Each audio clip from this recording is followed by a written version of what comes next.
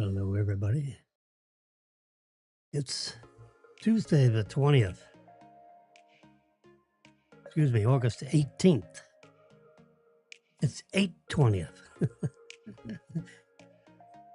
Meaning the 20th minute after 8. I'm a little scrambled eggs here this morning. My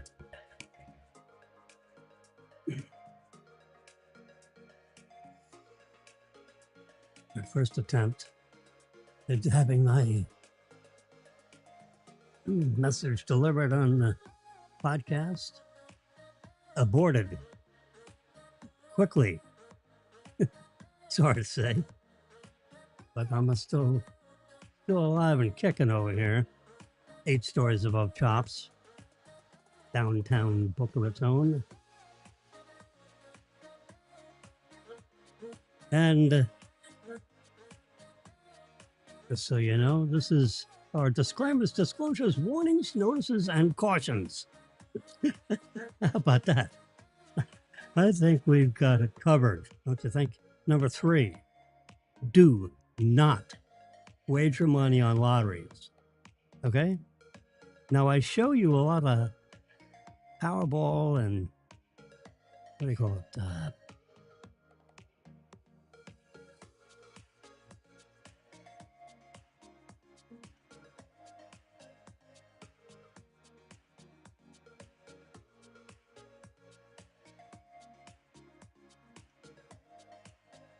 Mega Millions. How could I forget?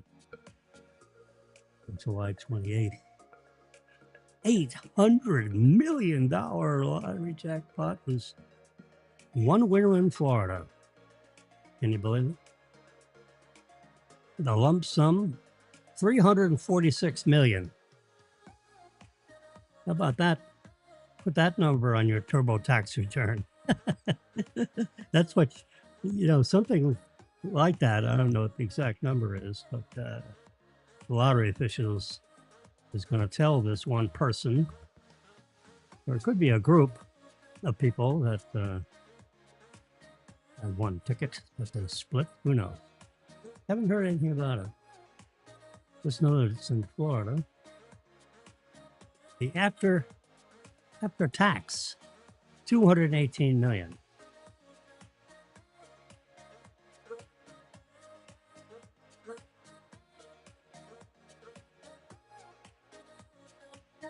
Since then, tonight is a drawing at 11 o'clock. Polls close at 10 p.m. It's $100 million. Can we really afford to win $100 million? I don't know. Brown, can we afford to win $100 million? If so, it's estimated. Remember, the jackpot's estimated. So this is an estimate of the estimated. That the jackpot lump sum to a single ticket holder would be $43,300,000, rounded to the nearest 100,000. What's 100,000 among friends, After tax, $27,280,000, also estimated. Assuming you're going to be in the 37% tax bracket, which is the maximum individual tax bracket, I believe. Although we're not accountants, CPAs. We are not professionally licensed in giving advice on such matters. Although I personally am a currently licensed Florida real estate broker, in case you want to buy or sell something in real estate. I could give professional advice in that matter. I think that's a fair statement to make, and fits within my disclosures and disclaimers, cautions and notices, and the 7-point scale. Yeah. Hey, you gotta disclose some. And this is certainly not promoting gambling. This is called psycho-cybernetics. It's a gentleman that wrote a book a long time ago, Cybernetics. Let's see if it's in my official podcast images. I don't know. I have a bucket. Here's my bucket. Yeah, that's my disclosure. Disclaimer. There's my calculations on how I actually do the calculations on the spreadsheet. How about that for a formula? Oh, yeah. This is calculating payment number 1 on the lottery. Yeah, I've calculated that. Took me a couple of weeks to figure out how to do that. Yep. I'm going through all this stuff. What am I looking for? It's taken me so long. I don't even know what I don't know. There's Marilyn when she was 5 years old. She was even good looking at 5, for God's sakes. Yes, sir.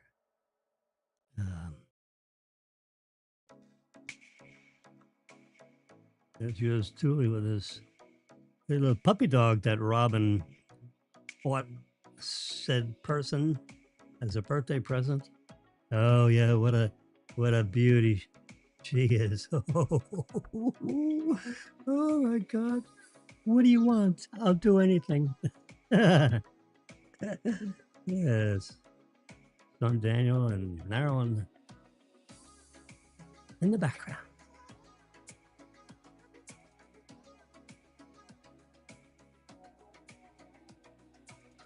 Oh yeah, that's me. Yep. All right.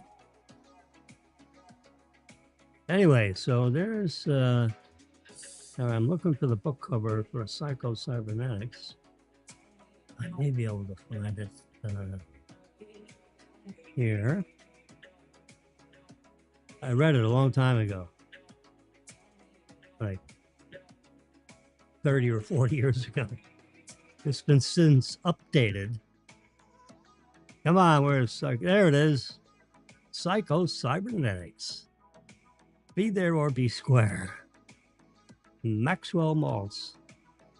Improve your self-image. So when I first started using the techniques disclosed in Psycho-Cybernetics,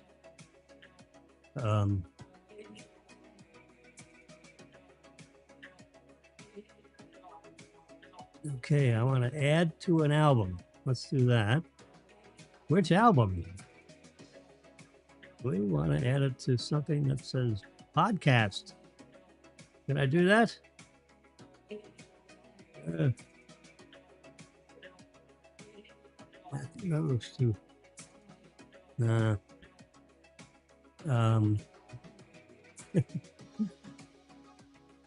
another way of doing this. And I found the image. Oh yeah. See what you do. You just take this little bugger and just pull it right over here and light up podcast and just post it there. And it should be right in the top of the, it should be so. All right, now where is it? Geez. Got a red cover. Did I put it in the right bucket? Let's try it again. Just take this and put it. Podcast.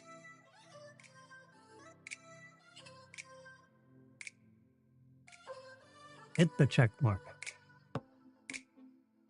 Now there it is. Oh, now I got in there twice. All right, so now it's in there. Okay. It's 8:30. And put it in date order. Yeah, of course. All right, we're still cooking. We're still live here on YouTube Live. Anyway, Psycho-Cybernetics. Now, the one thing I've been doing in recent weeks is showing everybody how you make pretty graphics, attractive graphics, I should say. Let me turn Epidemic Sound Instrumental down a little bit.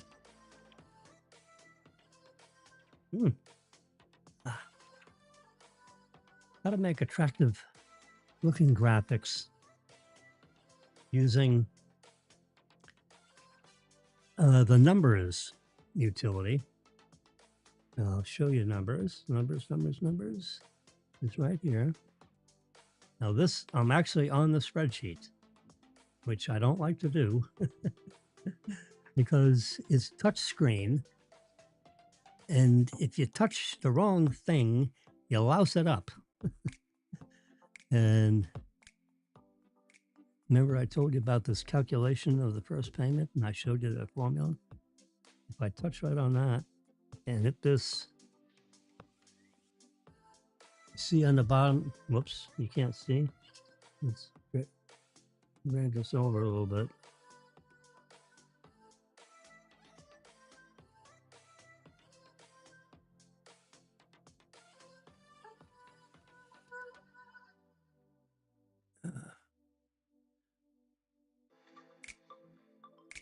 There we go. There we go. So I'm grabbing this tab and pulling it over.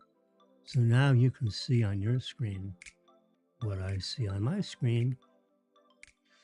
And we all screamed as we ate ice cream. So if I touch, let's see, it's rollover. Powerball is 48 million. If I touch the first payment and hit this guy right here, see on the bottom where it says round? That is the formula in Numbers. And it's rounded to the nearest $100. See that -2 in the very end of the formula? Look at all those bracket. That little caret with the 30 means to the 30th power -1. The 5% meaning it's a 5% growing annuity. All right, now I'm going to bail out of this spreadsheet because I don't want to louse it up. See, here's the Mega Millions. You know, I keep posting the results as they happen, you know. Here's Powerball.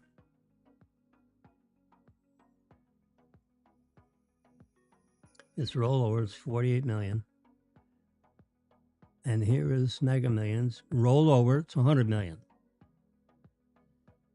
It was a big winner on July 28th. Won 800 million to a single ticket. Woo! You better claim that if you want the lump sum. If you read the back of your pay slip, you fill out the numbers and you hand it to the retailer, the lottery retailer, and then he gives you the numbers. Of course, we don't do that.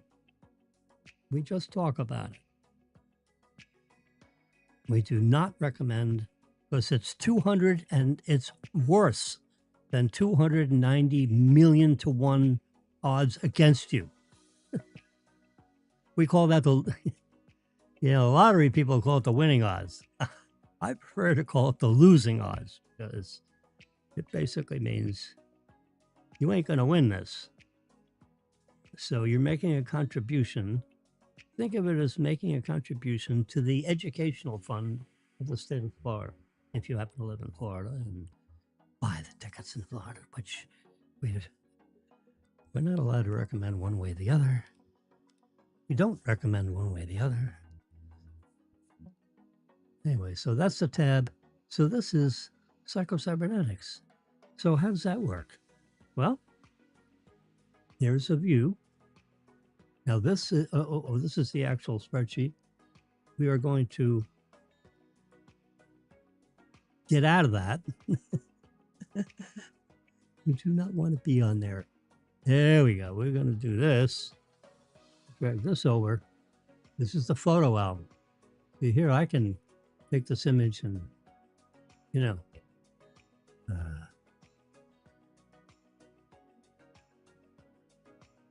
do crazy things to it. And it wouldn't hurt anything. But here's the one that shows the 800 million to a single winner. Yeah.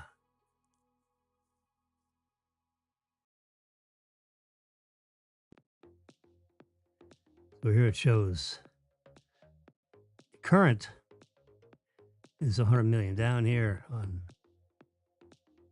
See, it took 38 tries for them to get to an $800 million winner. 38 different drawings. 38.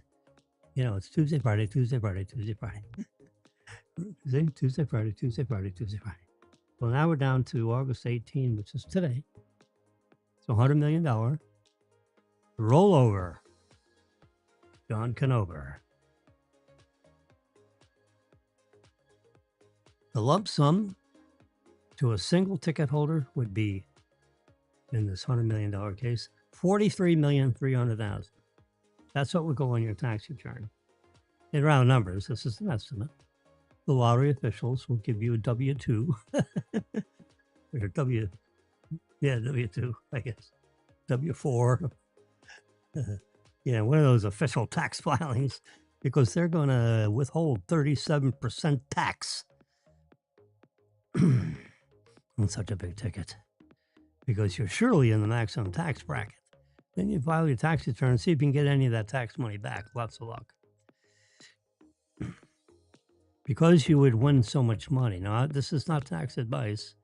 This is just my understanding is, you know, if you had salaried income, if you had Social Security income, and let's say Social Security income, you had 25, let's say you had 25% withheld. Well, now you're in the 37% tax bracket. So you own, you know, you own 12% more. So all your ordinary income and all that kind of stuff gets accelerated, increased to the 37% level, because in the 2026 tax year, which you deal with in April of, you know, well, anytime in 2027 after January, because in theory there could be a change in the tax law between now and January. Not likely, but possible.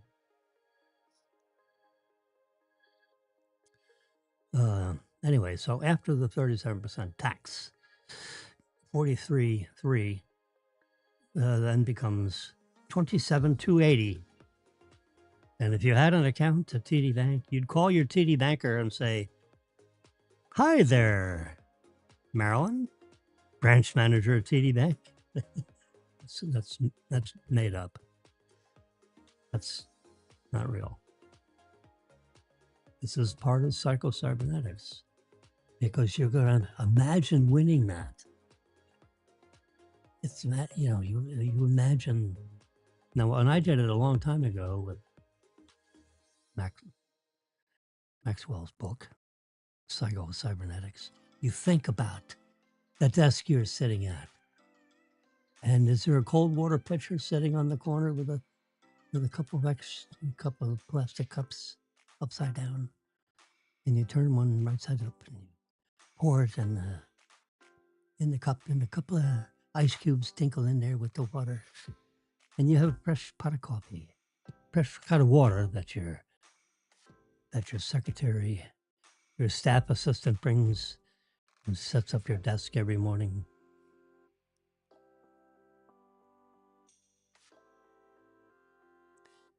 "Sir, would you like a fresh cup of coffee?" "Well, Joanna, of course." Yeah, Joanna was my staff assistant at Southeast Bank, my personal staff assistant. Handled all my matters, and boy, oh my God, did I keep her busy. How could you possibly keep a staff? Are you kidding me? Woo! I had more loans hopping than Heinz had pickles. They were nice, beautiful ones too. Oh yeah, I had a private meeting with Edward DeBartolo, Sr. a long time ago. And we sat at Malio's and had a conversation about a $42 million shopping center renovation loan. He would personally guarantee it, 100% performance and payment bond guarantee, plus a financial guarantee of completion, guarantee this and that 100%. Mr. D, would you do that for me so that we don't have to go back and forth? And, I don't want to, we don't want this 25% top money guarantee. No, no. You borrow the money, you pay it back, right? I mean, it's not complicated, right? Yeah, I'll do that. So I write down I write about 8 or 10 different conditions. I said, Mr. D, how about prime plus a half and a half point fee? Would that work for you? Yep. I write it down in my yellow pen. I said, all right, how about, so we go through the how about this and how about that. Here a bone, there a bone, everywhere a trombone. So I write down, 8 or 9 or 10 of the salient conditions that would be in a commitment letter for $43 million. 42.5, I think I just threw it out there. This is the man that's the nation's largest income property owner. He owns 77 million square feet of income property. I don't believe there's anyone on the planet that owns 77 million square feet of income property other than Edward J. DeBartolo Sr. Yeah, with all the affiliates and limited partnerships, everyone's got its own little limited partner. His financial statement looks like letter S of the World Book Encyclopedia. It's bound in blue leather, as I remember. They were numbered. I think I had number like 73 or something. That means he handed out 72 of them to other people. Well, what the heck? So it's $43 million. $42.5 million loan. I got one for those.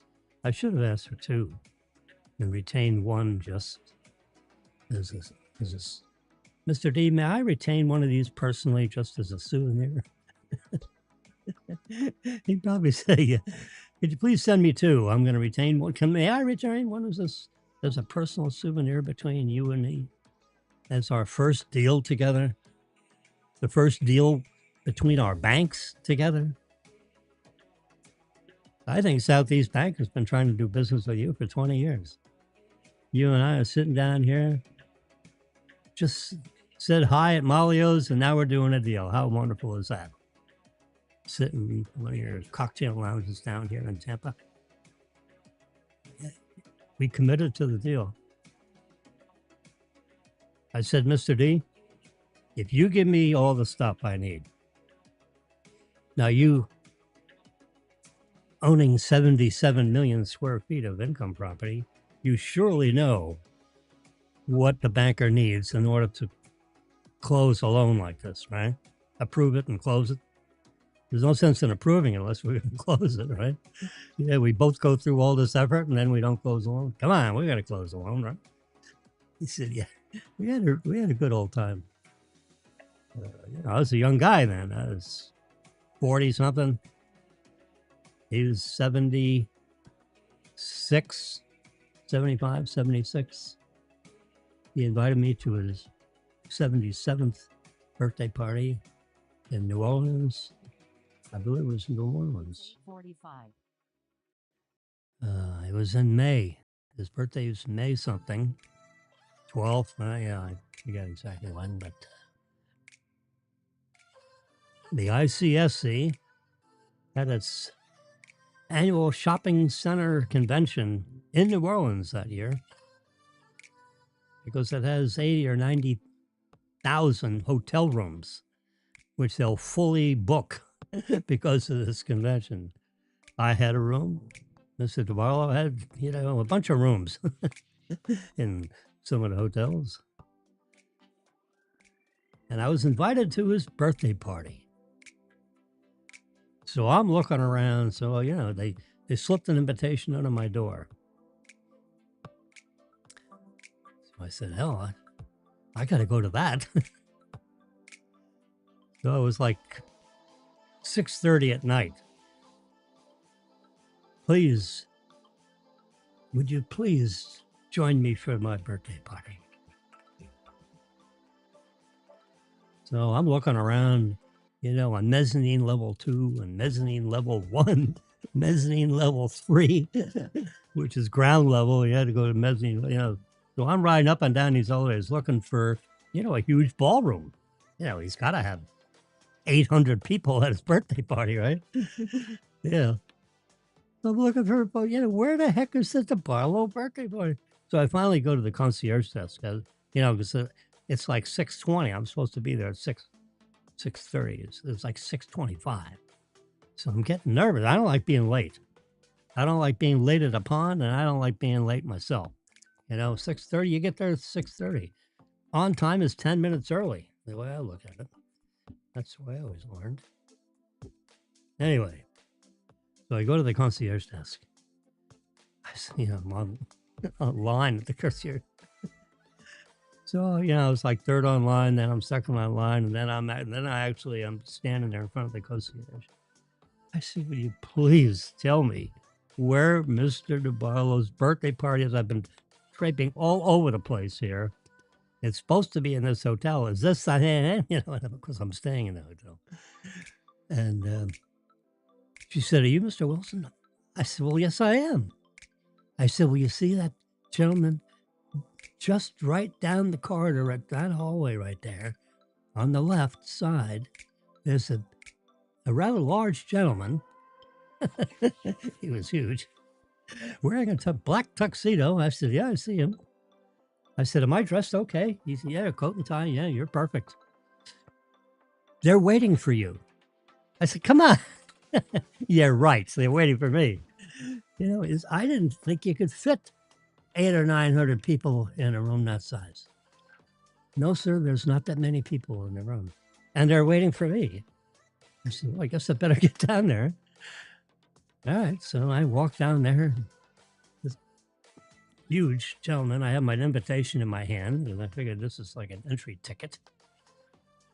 So he pokes his head in the doorway and then stands up straight, looks at me, says, are you Mr. Wilson? This is the second time someone asked me that. I said, yes, I'm Tim Wilson.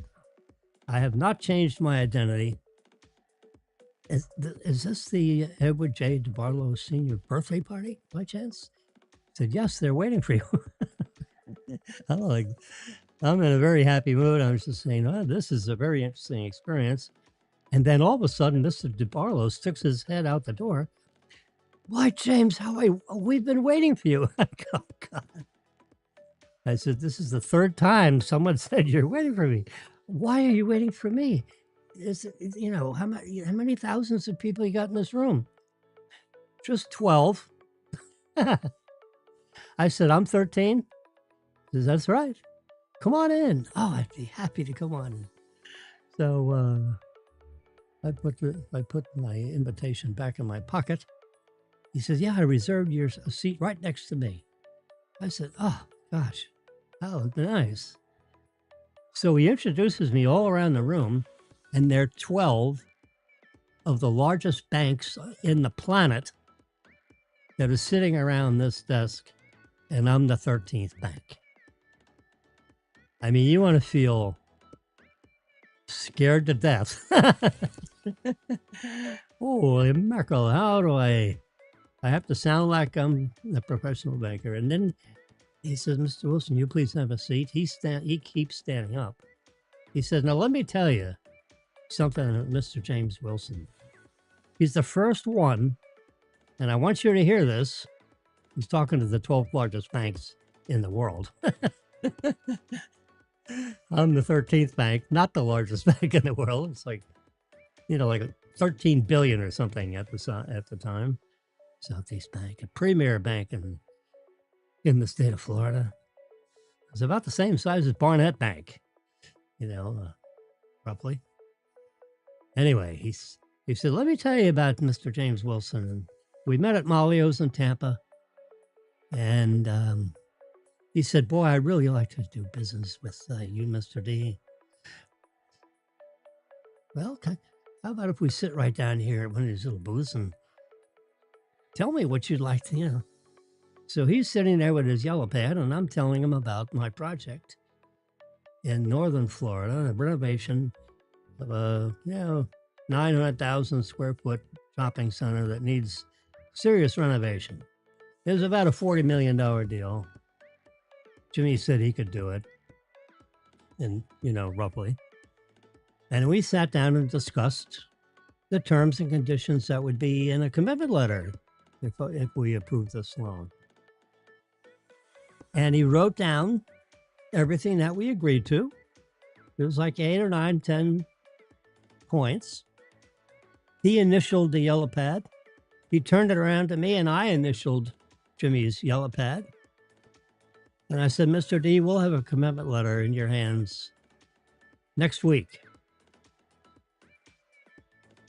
And Jimmy said to me, surely, Mr. D, the owner of 77 million square feet of income property, you know what the bank needs to close the loan, right?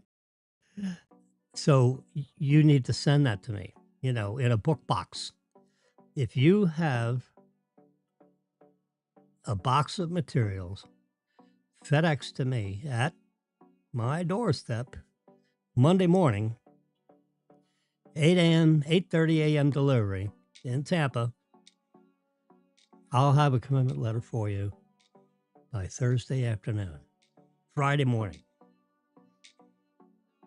And I'll call you Thursday. We'll have lunch on Friday and go over the commitment letter, which will be exactly the way we agreed to here.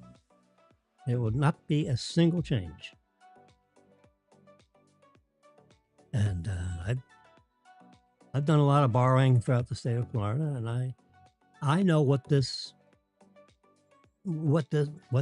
senior credit committee of this bank will do. I know what they won't do, and I know what they will do. And they seriously want to do business with you. I do, and they will. And sure as hell, Jimmy calls me on the phone at 9 o'clock in the morning on Thursday to set up a lunch on Friday, which he said he would do, which of course I forgot, because I was on my way to Phoenix, Arizona.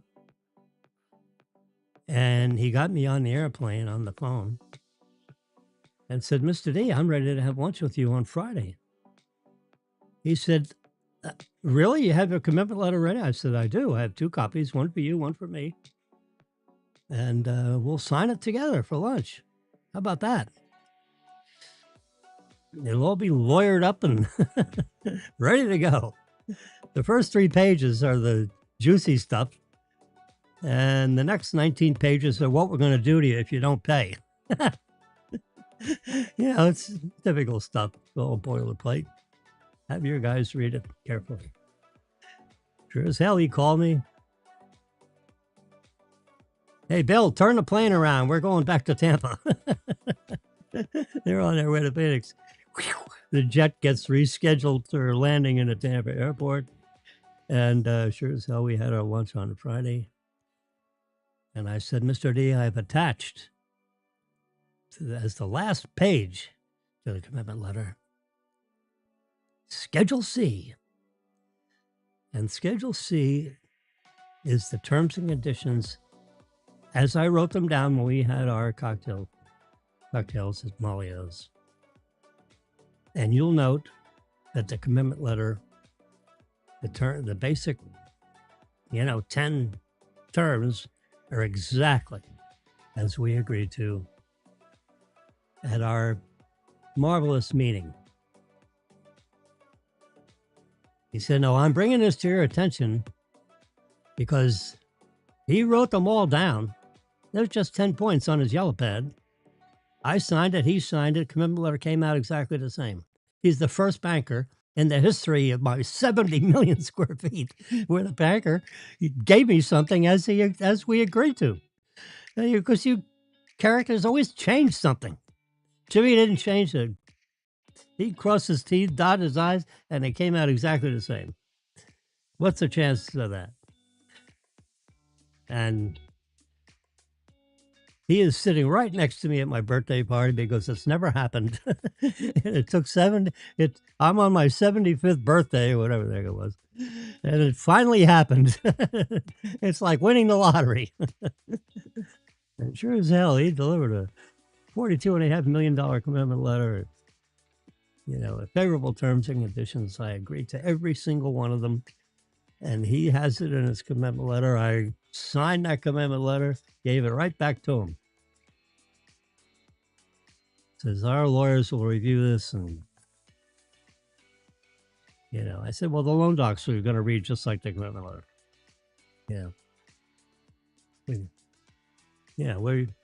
We really like to do income property finance, and we've got it down, you got standard, it's printed at the printer. It's not, so it's all, there's not much, there is to change. You borrow, you pay. Or else. And, then you got the next 34 pages of the loan docs on what we're going to do to you if you don't pay on time. Which, of course, you do. So, I mean, it's nothing to worry about. Just pay as agreed. He said, well, I will. And I said, I'm confident you will. That's why we've issued this $43 million commitment letter, 42.5, pardon me. And I got invited to his birthday party. We sat around and had, lobster and steak and shrimp. And oh my God, it was like an 8-course meal. He's a multi-billionaire, so he has 8-course meals with his 13 bankers. Oh my God. It was like the dinner from heaven. So it started off with psycho-cybernetics. And here I am now a senior banker at Southeast Bank, a bank I always dreamed about working for, actually, as a young banker in the state of Florida. Learned an awful lot from Dick Yates, and he was a senior banker in Southeast Bank.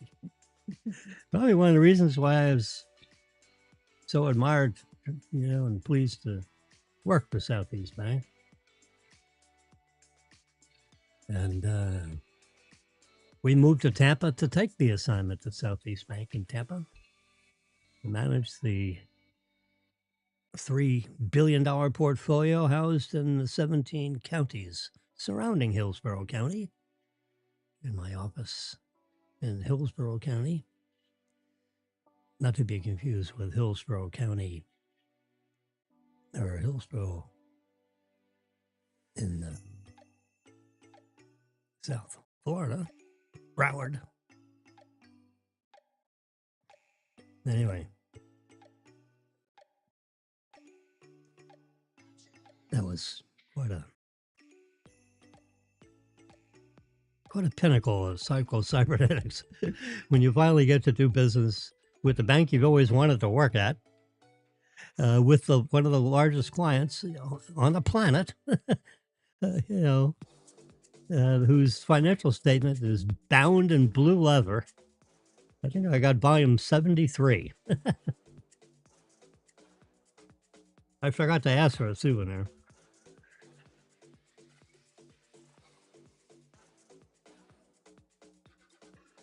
It's 9 o'clock. Anyway, that was fun. So we're continuing our psycho-cybernetics with the rest of you, just to show you, what you can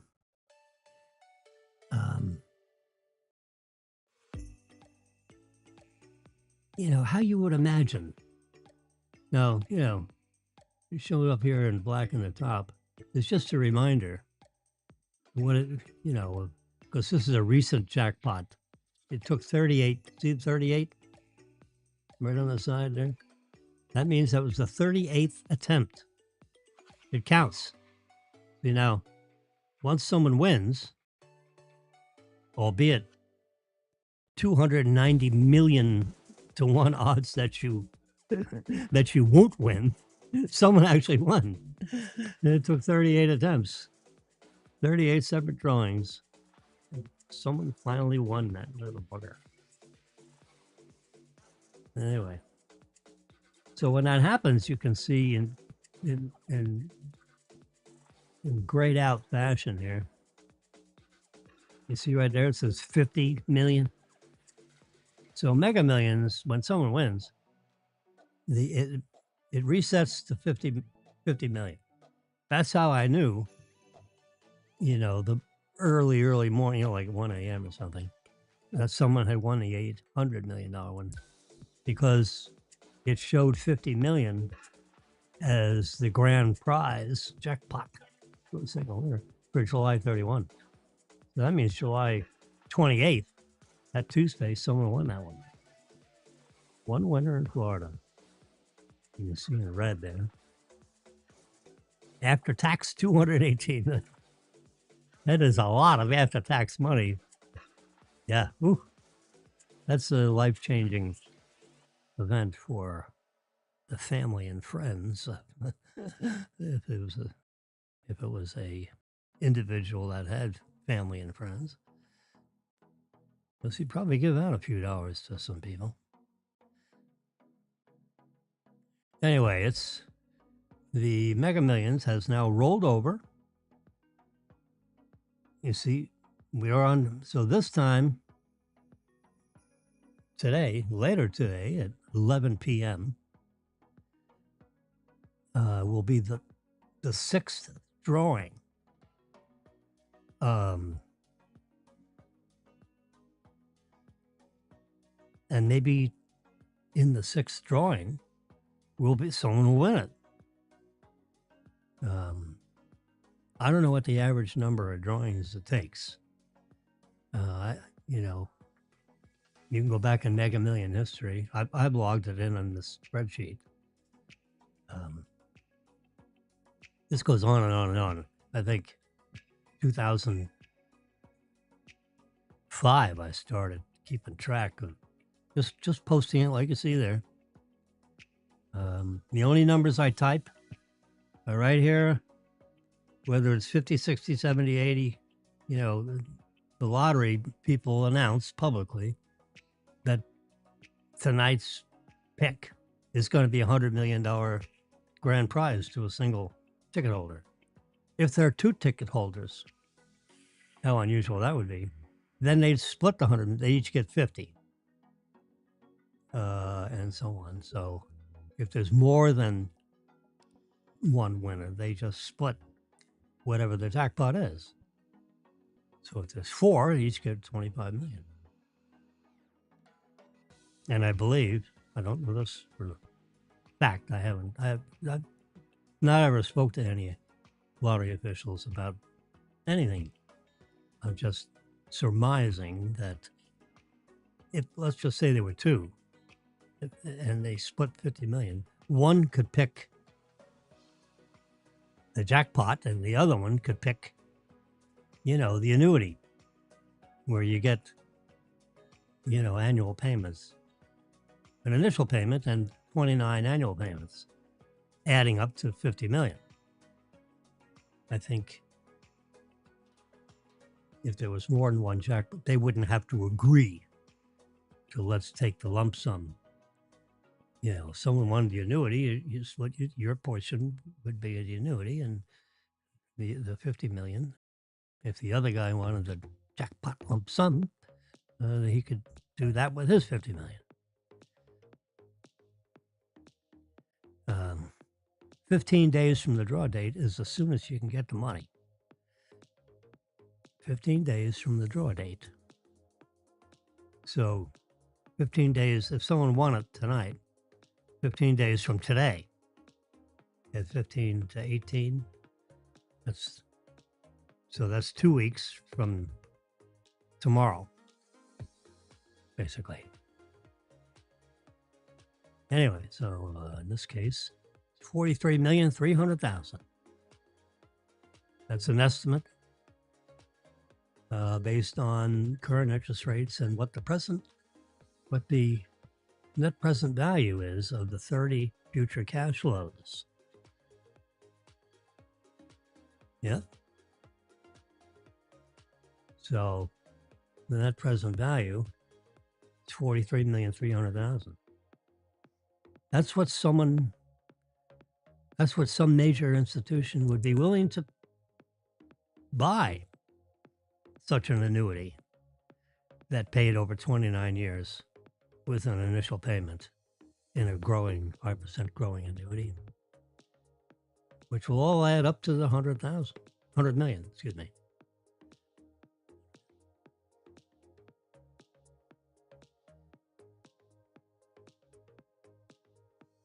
After 37% tax, 27,280,000 estimate. That's a Jimmy estimate. As is the 43.3. The only thing we know for sure is that it's $100 million estimated jackpot to a single winner. That's estimated too by the lottery people, not Jimmy. And I just typed 100 million in there. Everything else in this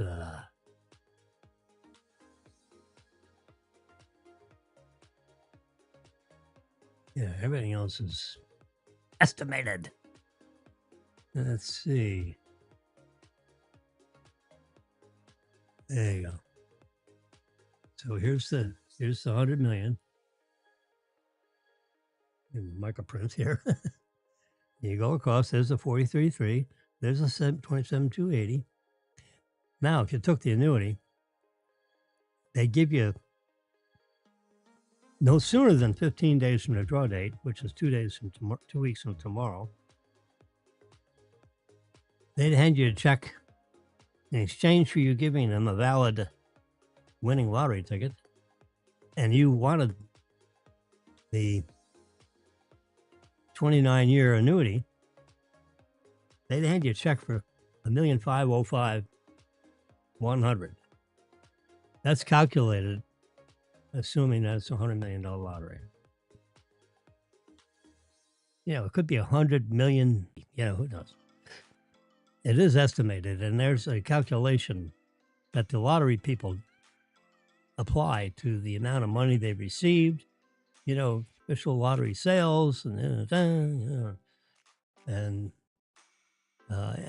assuming the money that was put in for the 5 prior drawings that yielded no winner, no jackpot winner.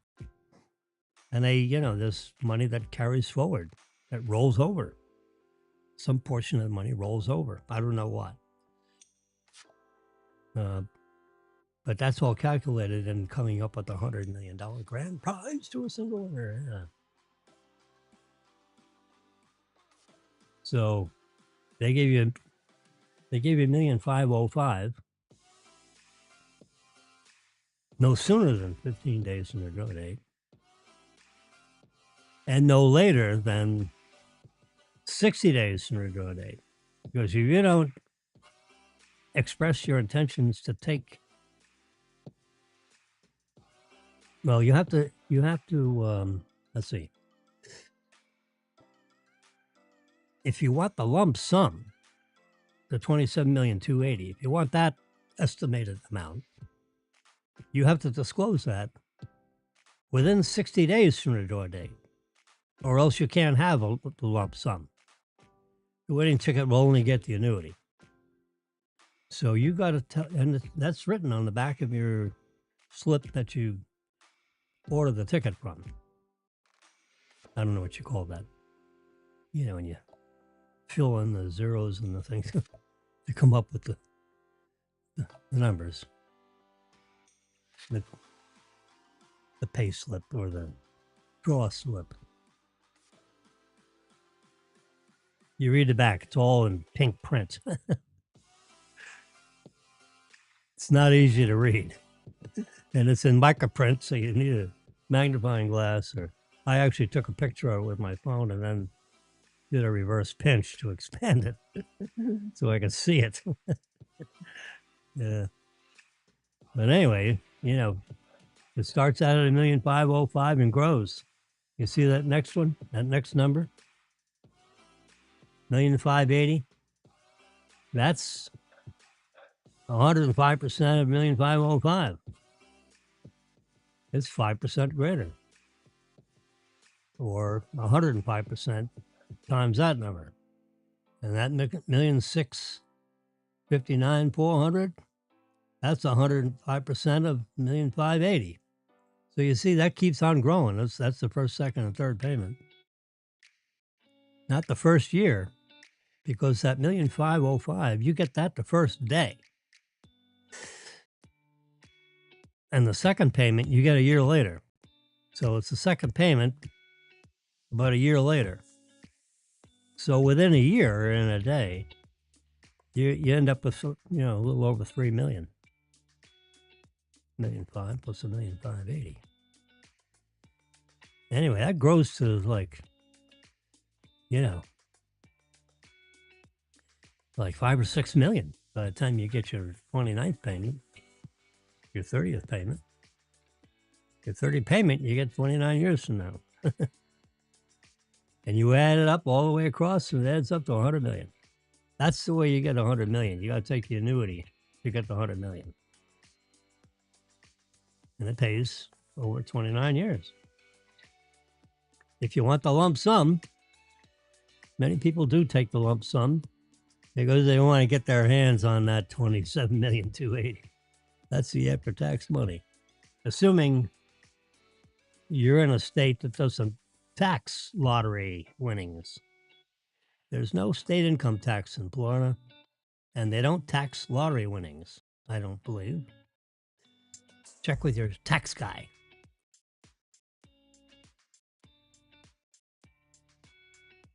Anyway, so that's that.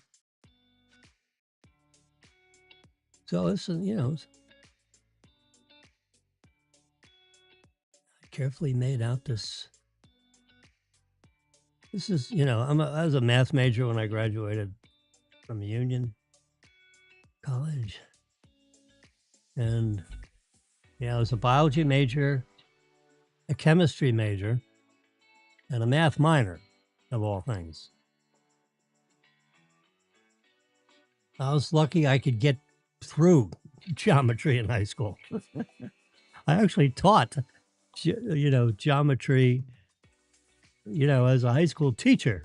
How crazy is that?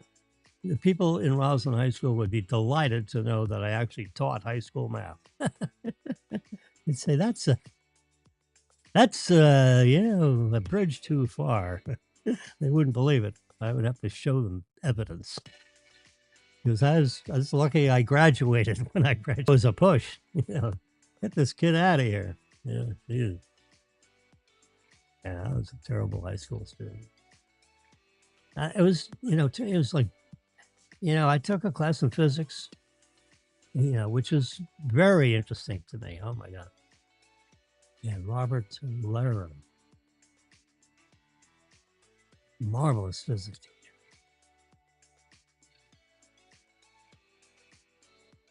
Yeah, so there's some class I took which, over, freshman, sophomore, junior, senior. There's a couple of classes I took that were interesting, but basically I was bored.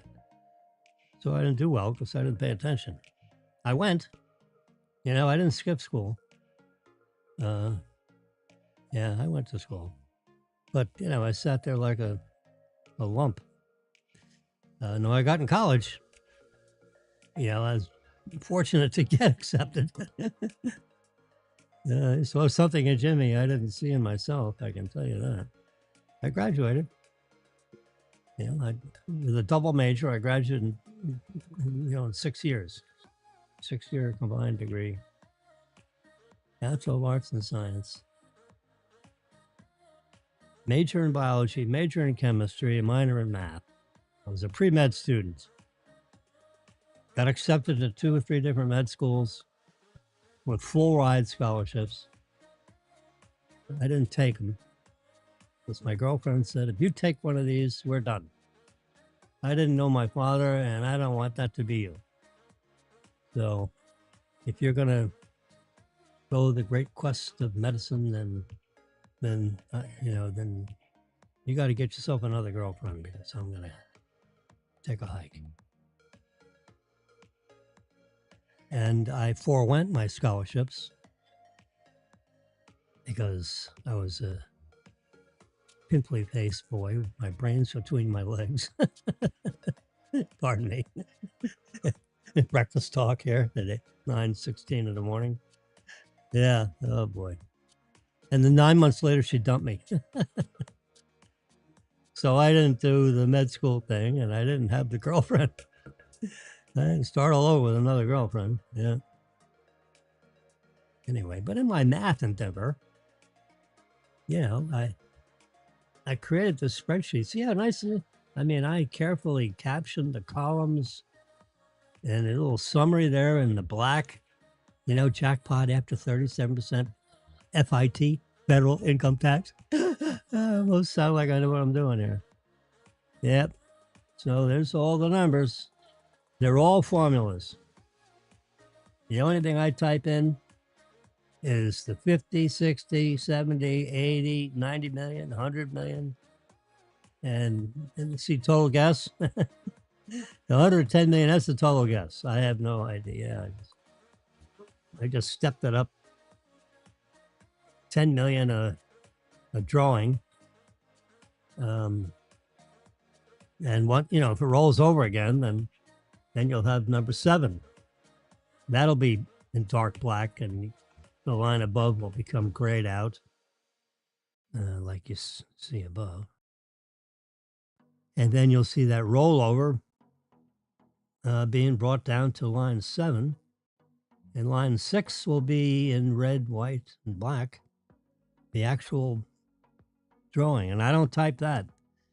That is a print screen right off of, whatever is published by the state of Florida. Yeah. Because I don't want to take the chance of, can you imagine if I did 64 instead of 46? Because I transposed the digits. I don't want to take a chance of that. So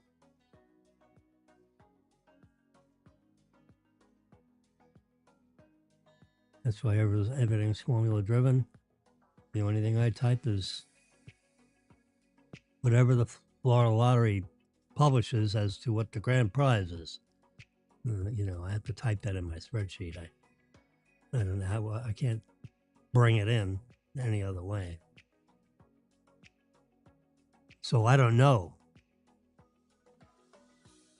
There's no degree of certainty that the next one would be 110 million if no one won the 100 million. Whatever the state of Florida says, I type in where the 110 million shows. And then I move the rollover down here to where total guess is. And then where it says rollover, then I strip in the image of these 6 picks. Yeah.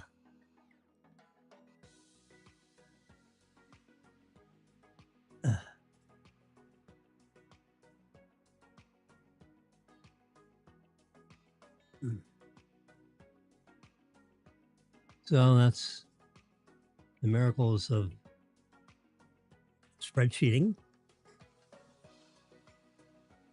So I have a tab for Mega Millions, and I have a tab for Powerball. See Powerball? And someone won it last week.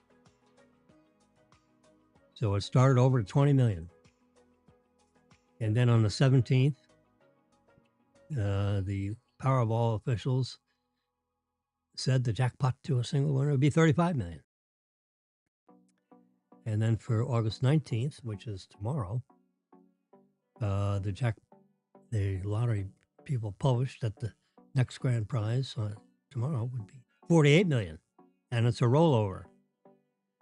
And if that's the case, then the jackpot lump sum, the net present value of the future cash flows, is estimated to be 20,700,000.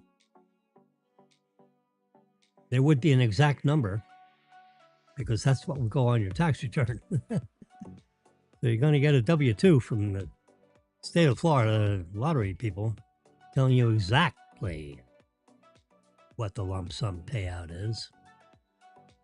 And then after 37% tax, it comes out to 13,040,000, also estimated by Jimmy, not by the state of Florida. That's a calculation that I've made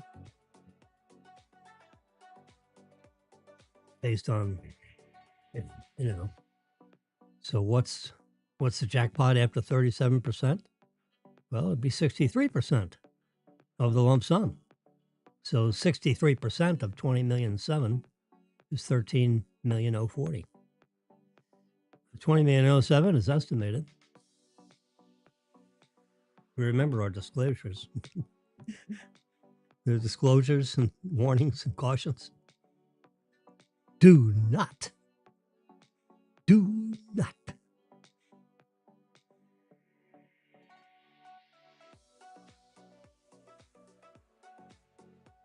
I'll give you a reminder if I can find it. You would think it'd be in ready reference here somewhere. Probably up on the top. I see my doctor's. Ah, here it is. There you go. Yeah, disclosures, disclaimers, warnings, notices, and cautions. Number 3, do not wager money on lotteries or anything else that's too good to be true. Well, when your winning odds are 290 million, more than 200 million to 1, you don't want to do it with any likelihood that you're going to win, because it ain't going to happen. And those winning odds. That's why it takes multiple draws, for people to win these things, because it's almost impossible. 290 million to 1 odds is as close to almost impossible as you can get. Yeah. Yes, sir. There you go. Medium rare, 130 degrees internal temperature. Warm red center. 130 degree in the center. Now, when you plate it, the outside edges are hotter than 130. So the outside edges, that heat is going to get transferred into the middle of the meat. So it gets cooked medium rare, but you're probably going to, it's probably going to get to 135 degrees by the time it gets to the table. Assuming you're in a restaurant. It's plated at 130 degrees. And it's probably served, 5 degrees more than that, because the meat rests as it's being delivered to your tabletop. And so, that's why I call it a warm red center.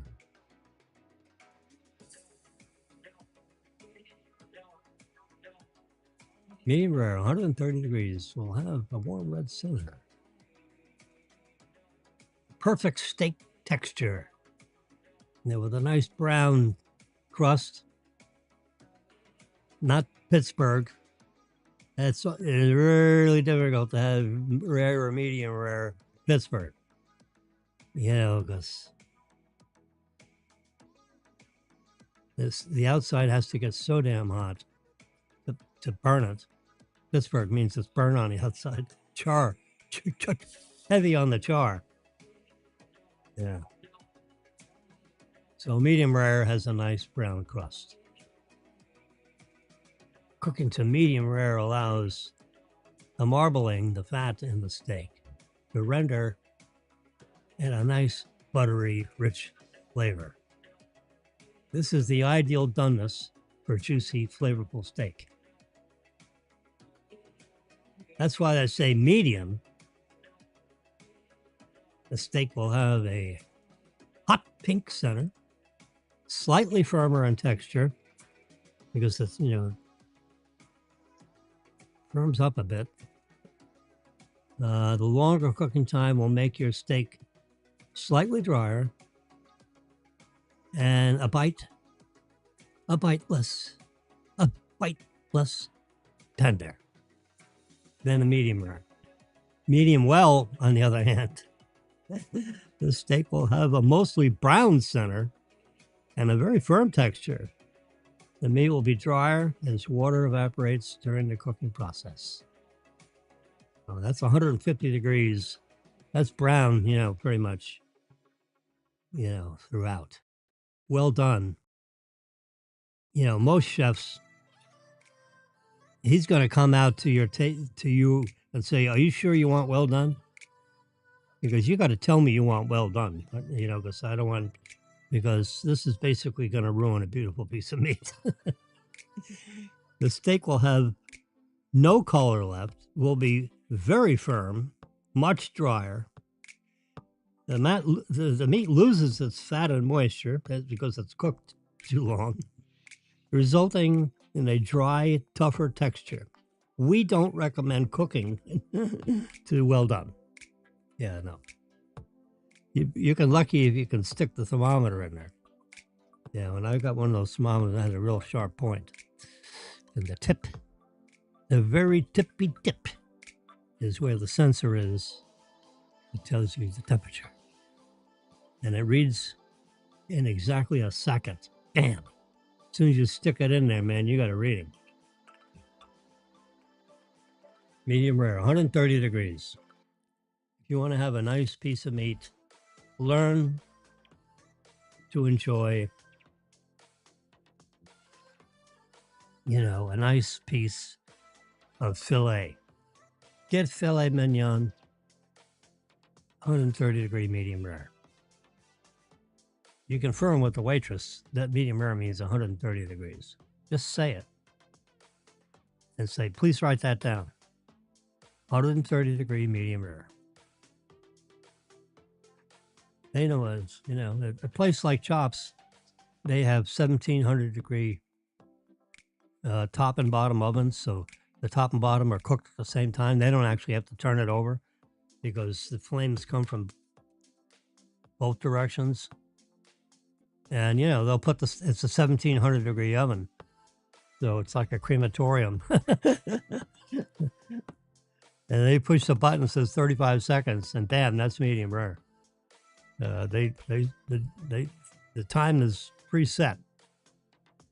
Rare, medium rare. Those are pretty much the three temperatures they cook to. Medium well, I don't know, man. They'll probably serve you a medium one, even though you asked for a medium well. Because by the time they plate it and you get it, that 140 degree medium is going to be 145 degrees. And it's not going to have much pink left in it. But, real good steakhouses have these ovens. Like at least two of them. And they can put a number of pieces of meat in there at medium rare because they have consistent thicknesses and all that kind of stuff. And the steak's only in the oven for like 30 seconds. And bam, then they pull it out and that sucker is piping hot. Yeah, on the outside. It's not it'll be 130 degrees, you betcha. There you go. And they'll paint it with butter if you've asked for it, or peppercorn sauce, which is red wine reduction with peppers mixed in, chunks of peppers. Yep. Psycho Cybernetics. Think about how you want that steak. This is the recent cover, the way it looks.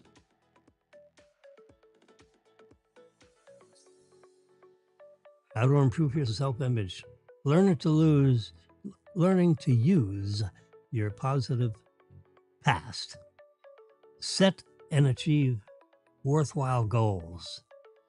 Develop compassion, self-respect, and forgiveness. Cultivate the power of rational thinking. Discover the key to a happier, more successful life. Yeah. Updated and expanded. Maxwell Maltz, MD, FICS.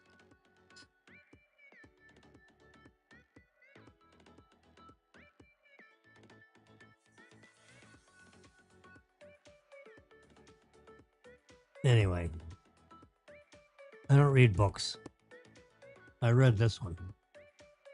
I read trade journals. I was trained as a scientist. Been a banker for 30 years. So I read, all kinds of banking reports and financial reports. When I'm not doing that, I'm making up spreadsheets like this. So here's the end of the 25 to that $80 million jackpot. I did a print screen of, what the 25th, 6th, 7th, 8th, 9th, and 30th payment would look like. And so a lottery that has a little over $1 million initial payment grows to 4.9 million when you get the last payment. Adds up to $80 million, 100. So all these numbers, you add them across. My calculations were $100 off because of the rounding error. 50 and above, you round up. 49 and less, you round down. So this rounded up a couple of times more down, and would have resulted in a $100 overpayment. Which, of course, this is not officially lottery anything. This is just Jimmy doing a math exercise. So that last payment would just be reduced by $100, which would make it 80 million exactly. But you see that you can see that $100 million on the 18th. That's today. It's grayed out, but you can still see what the payments would be. And that last payment would be $6,195,000.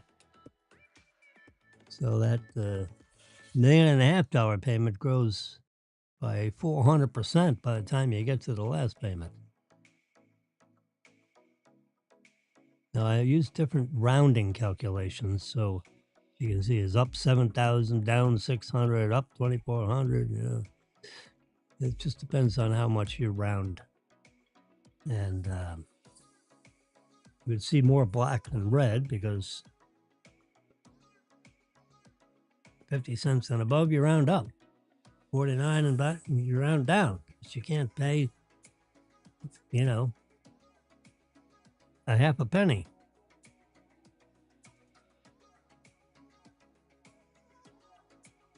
Anyway, so that's what that one's all about.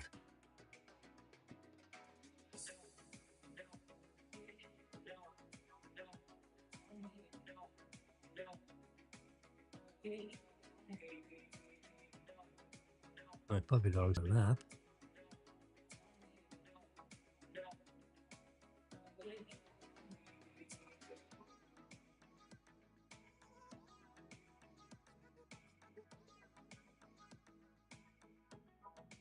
There we go. Let's get back to favorites.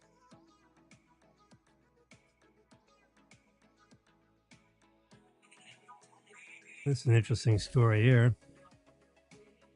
Two planes had the exact same flight number. And both planes were converging to like an airport in Cincinnati or somewhere. I think landing in Ohio somewhere. And some an air traffic controller somewhere in the many air traffic controllers that are in different major airports noticed that there are two airplanes with the same exact flight number. And they figured out how to make sure they didn't collide. They're flying at each other, you know.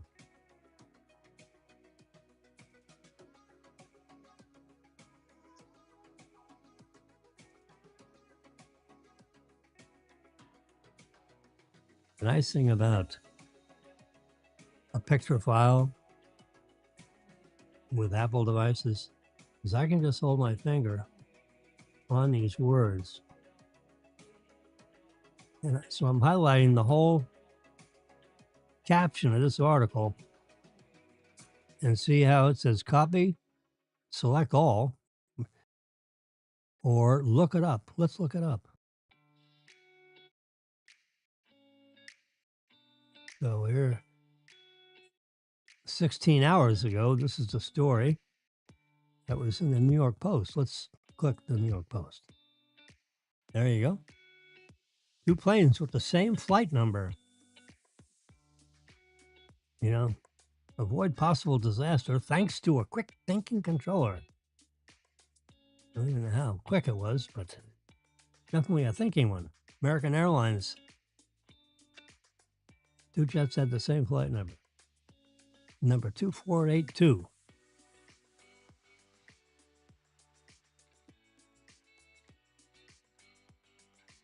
One was from Chicago and the other was taking off from Phoenix. Same flight number. How crazy is that? Unusual glitch. Got noticed. And so that the two planes would avoid collision.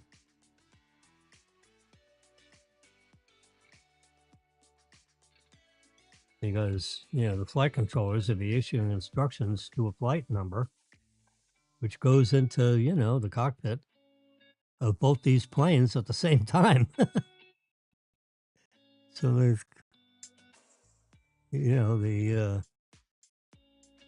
flight controller says, yeah, go to 30,000 feet. And, you know, well, one was at 35,000 feet and the other one was at 25,000 feet.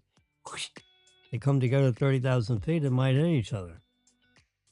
You know, they get separated by several thousand feet, you know, front and back and up and down, you know, for make sure these planes don't crawl, you know, get too close to each other. Anyway, they straightened it out.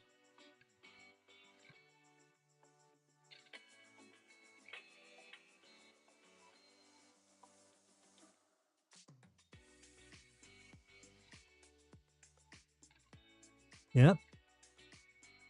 There you go. American Airlines avoided disaster after traffic controller noticed two planes they were both called 2482.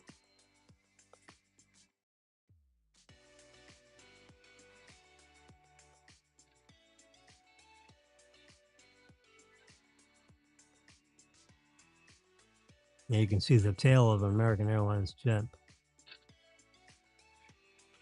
And so the graphic artists showed a bunch of tails without no American Airlines written on the tail. So one of those things caught my eye. That's why they did it. Trump says record USS Lincoln deployment not nearly long enough. They're like 6-7 months.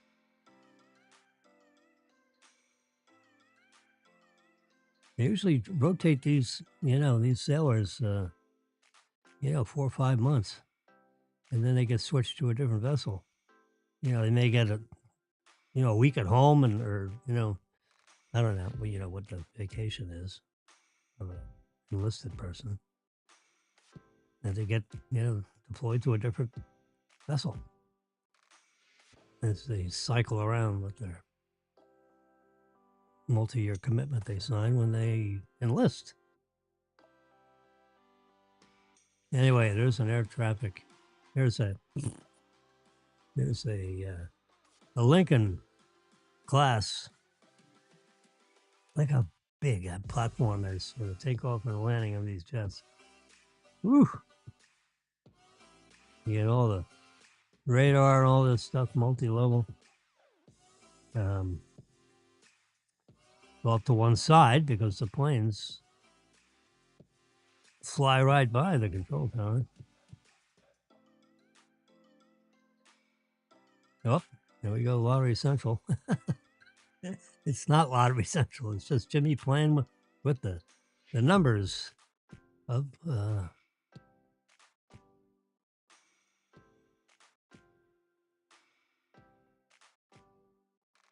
spreadsheet program in Apple speak is the application is called Numbers. In the Microsoft world, it's called Excel. They're different authors, although the programs operate almost identically, so that a person could go from one to the other, and with similar training, you'd be able to use Excel or Numbers. Excel if you're in a Windows computer, and Numbers if you're in a Mac or an iPad Pro, MacBook. I do almost everything I do on iPad Pro. Now I broadcast using the MacBook here behind with this dark blue case.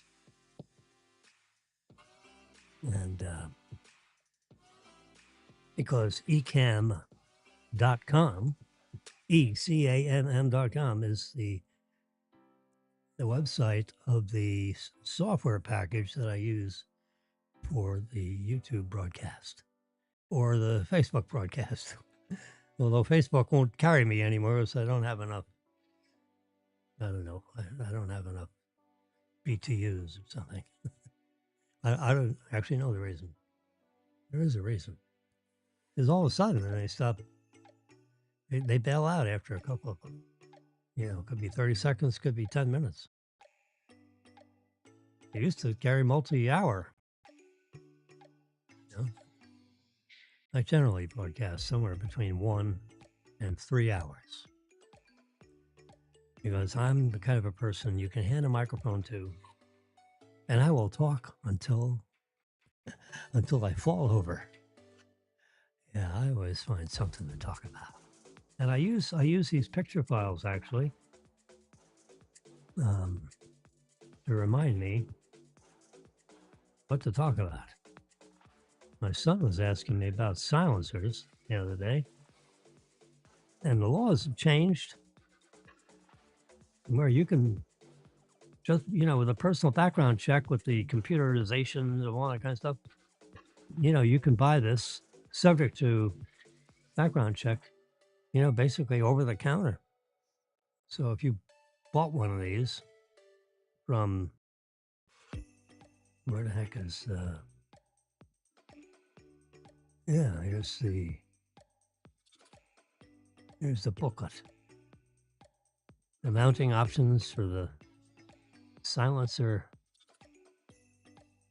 This is what I have. I have the Octane 9. If I had it all over again, I'd get the Octane 45. That way it would be multi-caliber.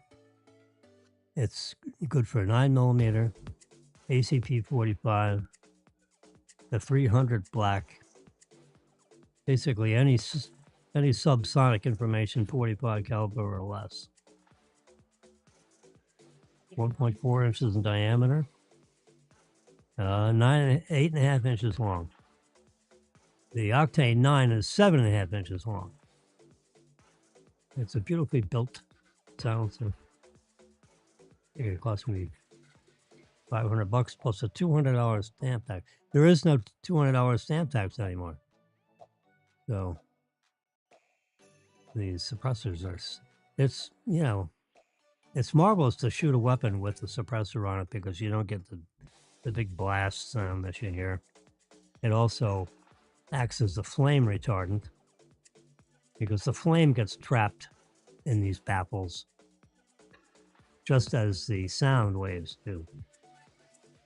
And, you know, they all 1, 2, 3, 4, 5, 6, 7, 8. So you have 8 baffles, and you got 7 baffles with the smaller caliber. But, you know, so you have a smaller bullet flowing through the openings that is designed for ACP 45 to go through. So the sound suppression might be 5 decibels off, but it's a serious reduction in sound where you can shoot the weapon without a headset on. Yeah. And there's 4 different ways you can mount. You can just direct thread. So you have this bushing that goes on there, and you just, you know, like you see in the murder mysteries, you just screw it on. That's the direct thread mount. Here's the ARS mount, where you have any ASR muzzle device that screws into this, and that screws into the, yeah.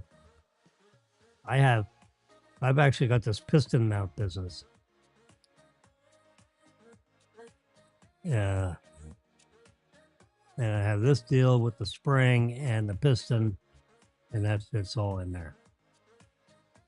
It's about an $80 add-on. And it all screws in with the 1/2 inch by 45 thread, right-hand thread. If I would ever get another silencer, I'd just get the direct thread. It just screws straight on. You screw it. This whole piston business, because if you shoot a lot, you know, the silencer might unscrew from the end of the barrel, which you wouldn't want that to happen, you know. So the piston helps prevent that from unscrewing. Now, the alternative is when you screw it on with the direct thread, just, you know, give it 28 pounds of torque.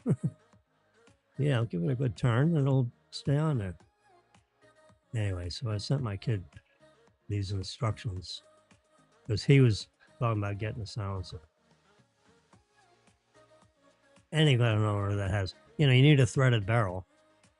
And most, you know, many rifles come with a threaded barrel, but handguns do not. Now, you can buy a handgun with a threaded barrel.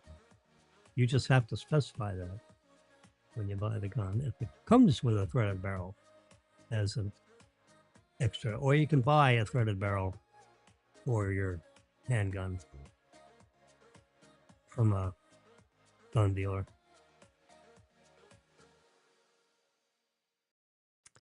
Okay, so that's what I'm talking about there.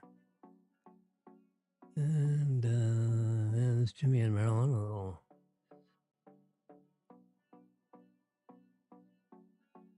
She had her sunglasses on, so I put mine on. my whitey look. White hair, white glasses, red, white, and blue on my black quarter zip. It zips up.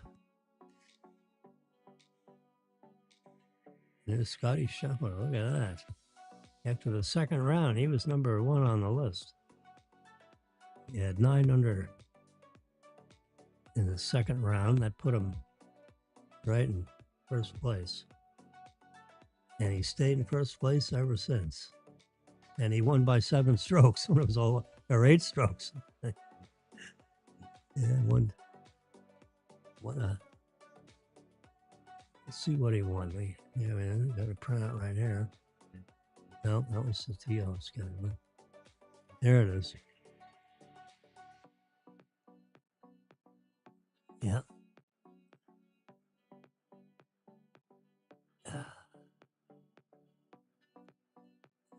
8 strokes. Phew.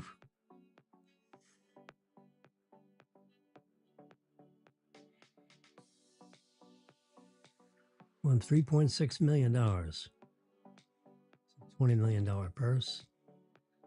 That's why I say, you know, sometimes when these guys putt, if they're in the final 4,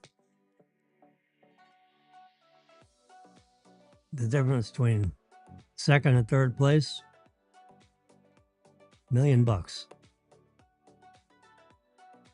2 million won as opposed to 1 million won. And if you were within a stroke of the winner, well, he won by 8 strokes. Yeah, let's just say it was like 1 stroke difference between first and second place. That's $1.5 million, $1,440,000 putt. You wonder why their knees are knocking, you know, when they're making a putt, because it could cost them $500,000 if they miss a putt, or $1 million. Between second and third is $1 million. Whew.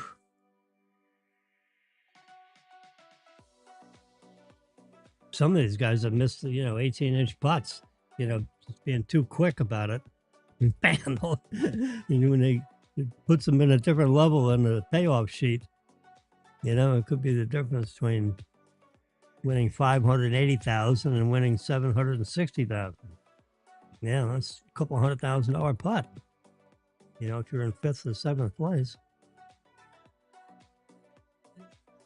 I've just shown the winners right up to 20th, because that gets you down to under $250,000. So I just showed, you know, it's up 20. Or this, in this case, tied for 19th. I didn't even show all the people that were tied for 19th. 4 under overall. Won 17. 17. Scotty won by 17. He was 17 under par. The next closest to him was 9 under par. That was a resounding victory. Yep, that's, yeah.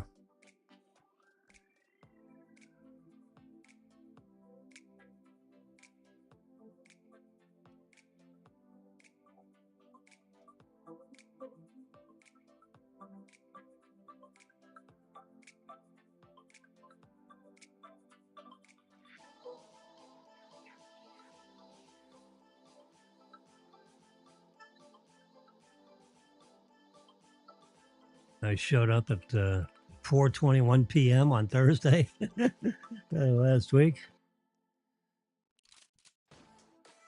I got the corner seat. Seat number 5 and 6 is the east corner. 17 and 18 is the corner on the west side of the bar. This is the east side of the bar, away from the front door, furthest away from the front door. I like the corner spot. You look all the way down the whole bar. Everything, in one view, you can see everything. Marilyn sits this way, looking north. Couple TVs there, which you can barely see because you're at such an angle. I don't watch TV. If I was sitting right in front of it, I wouldn't watch TV. I don't like to watch TV when I'm at a bar, unless we go to the bar to watch the TV, which, yeah, I guess. When the soccer matches are on, the World Soccer, we watch some of that on these TVs. There you go. Going live now within the hour. YouTube.com. We're still live here, an hour and 34 minutes. It's coming on to 10 o'clock. And I'm going to sign off because our cleaning ladies show up in the next 30 minutes. And I got to clean up these peony pads for the dog and, you know, gather up the trash and clean out the cat litter thingy, and got stuff to do. So I'm going to I'm going to go do it. I'll probably be on later tonight to see what happened with the Mega Millions drawing.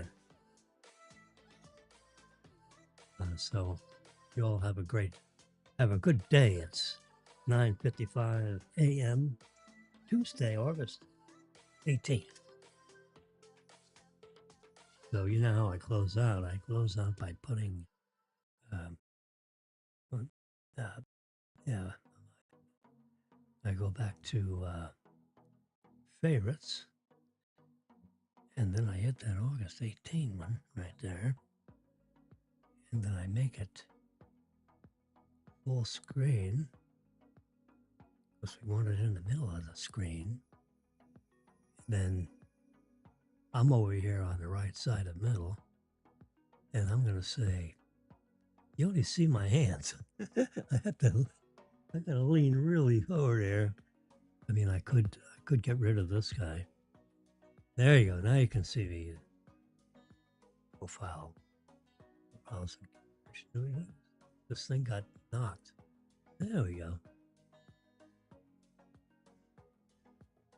I'm going to add this back and then take away this entirely. Because I know this is how we shut down with just sitting there all by itself. So we wish you a great day. Tuesday, August 18th. And